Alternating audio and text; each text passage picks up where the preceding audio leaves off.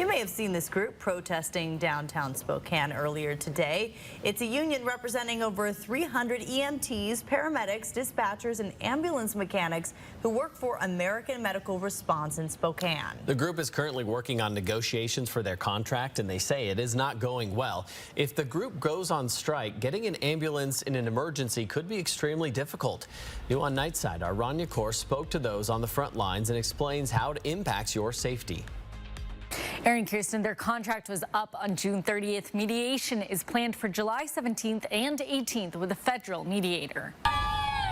These are the EMTs, the paramedics, the dispatchers, and the ambulance mechanics of Spokane. Teamsters, Local 690 members, they say they want a better quality of life. It's tough for Spokane's EMTs and paramedics to take care of other people when we can barely take care of ourselves. Kevin Morcom's been an EMT for 10 years. He says the starting salary for EMTs is $17 an hour, a wage that's not livable anymore. The cost of living's gone up, you know.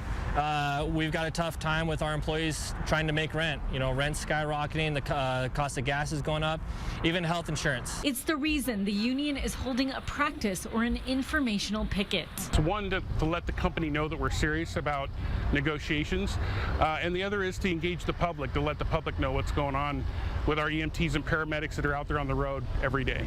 The union is in the process of negotiating contracts that ended June 30th. If the union goes on strike, getting an ambulance in Spokane in an emergency could be very challenging. According to the law, the contract stays in effect until we're done negotiating.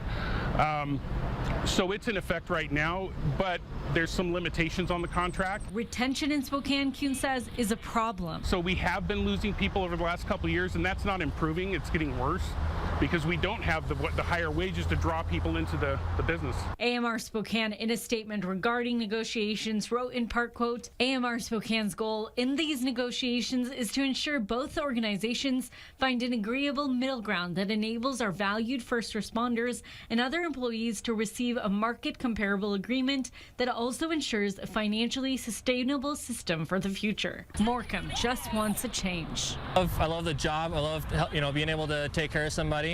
But I think the end of the day, we're overworked, we're undervalued, and we're underpaid. The union says they're entering mediation on the 17th. In the worst possible scenario, they'll strike if they have to. In studio, Rania Kaur, 4 News Now.